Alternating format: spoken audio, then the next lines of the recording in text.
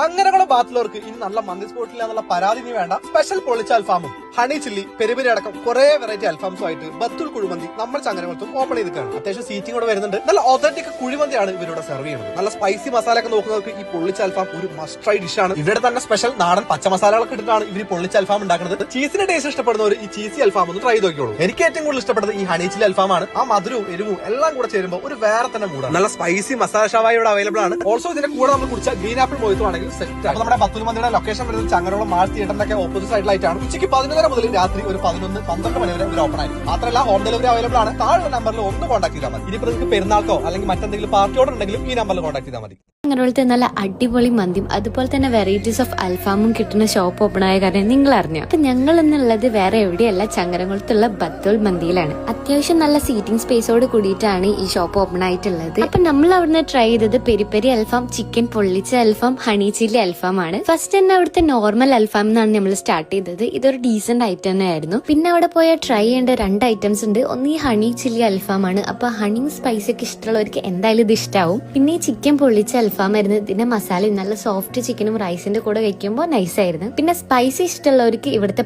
Peri അൽഫാമും try ചെയ്ത് നോക്കാം. അപ്പൊ ചിക്കനിൽ മാത്രമല്ല മട്ടനിലും ബീഫിലും മന്തി അവൈലബിൾ ആണ്. അപ്പൊ ഹോം ഡെലിവറി ചെയ്യണമെന്നുണ്ടെങ്കിൽ നമ്പർ